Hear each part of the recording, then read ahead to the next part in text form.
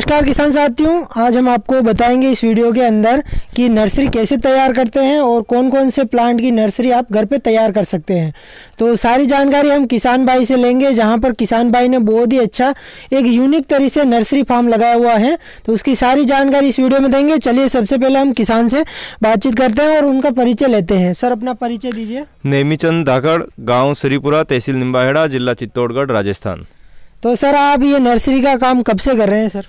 ये काम 4 साल से कर रहे हैं हम। जी सर जी। और इसके अंदर कौन कौन से आप प्लांट तैयार कर रहे हैं?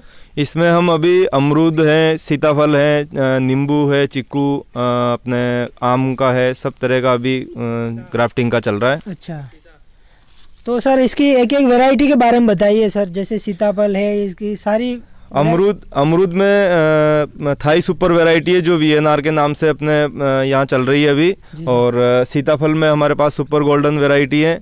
और नींबू में बारामासी है। और आम में आम्रपाली, मल्लिका, चौसा, लंगड़ा, दशहरी, अरुणिका, अंबिका, 7-8 वैरायटी है हम आम की हमारे पास अभी। तो सर जैसे किसान भाई अगर नर्सरी तैयार करना चाहे तो उसके लिए क्या क्या सावधानी रखनी है और क्या क्या समस्याएं आती है, उसके बारे में बताइए सर। नर्सरी में जैसे सबसे पहले तो शेड बनाना पड़ता है। और उसके बाद में क्यारी, जैसे अभी हमने बना रखी है, इस तरह के से क्यारी बनानी है। और फिर इसमें हम पौधा तैयार करते हैं। तो सर ये सेटअप जो आपने लगा रखा है, इसका कितना कॉस्ट आ जाता है सर?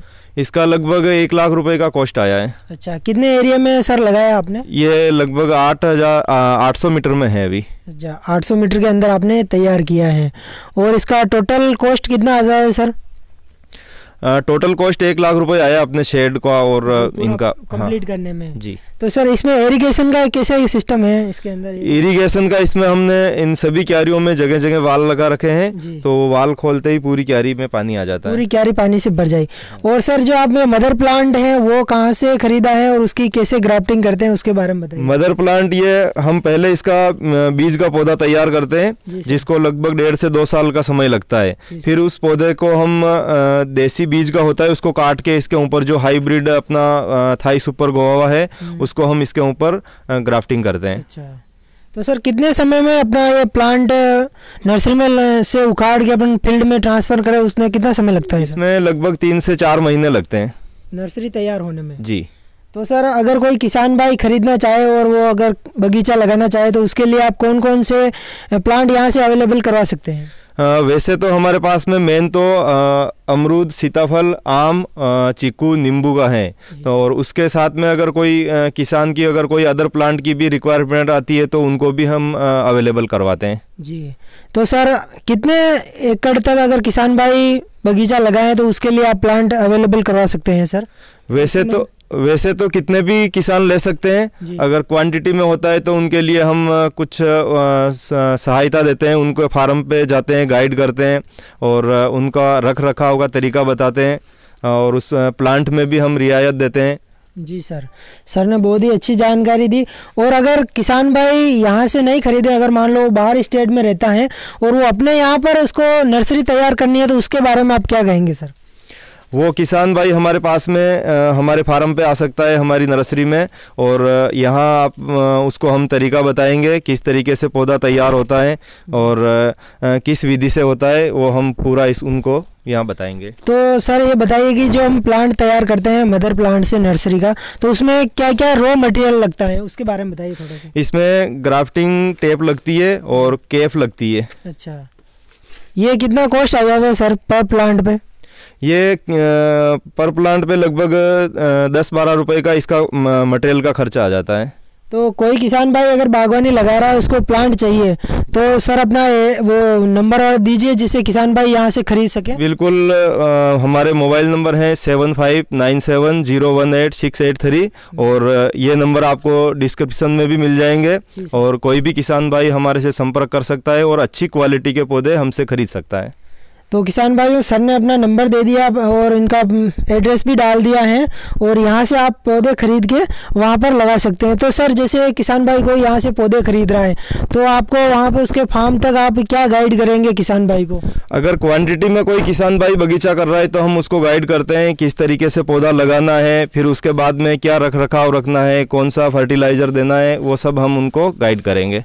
तो सर, जैसे आपकी तरह अगर कोई किसान भाई दूसरा नर्सरी तैयार करना चाहता है, वो नर्सरी की खेती करना चाहता है जैसे, तो उसमें कितना बेनिफिट है और क्या क्या उसको समस्याओं का सामना करना पड़ता है? मार्केटिंग के लिए थोड़ा बताइए सर।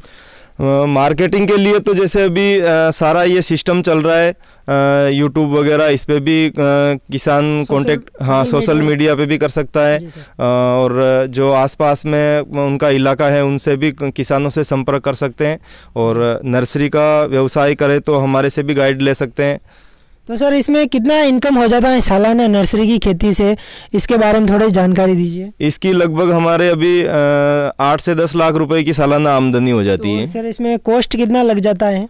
कॉस्ट तो इसमें काफ़ी लगता है। जैसे अभी हमने 50,000 तो अमरूद के पौधे हम तैयार कर रहे हैं और 40,000 सीताफल के पौधे तैयार हो रहे हैं, और जो चीकू के हैं, आम के हैं, ये भी कुछ क्वांटिटी में अभी हमारे तैयार हो रहे हैं। अगली साल इनका भी हम बढ़ाएंगे। अच्छा। और इसमें अगर कुल लागत की बात करें तो इसमें लागत तो काफ़ी आती है।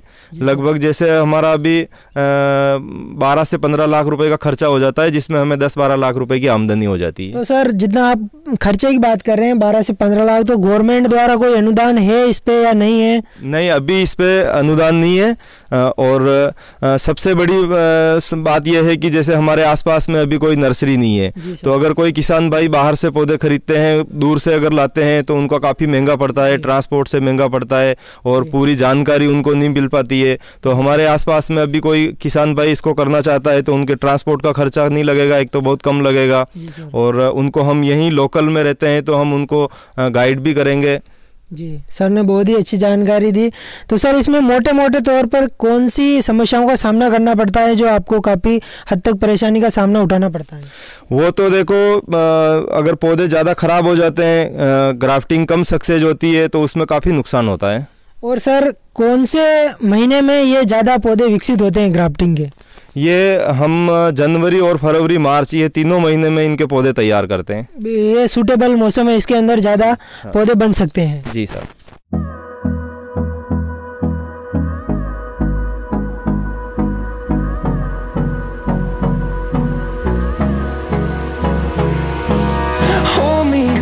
जी, सर ने बहुत अच्छी जानकारी दी। और अगर आप बगीचा लगाना चाहते हैं तो सभी तरह की वैरायटी यहाँ पर अवेलेबल है।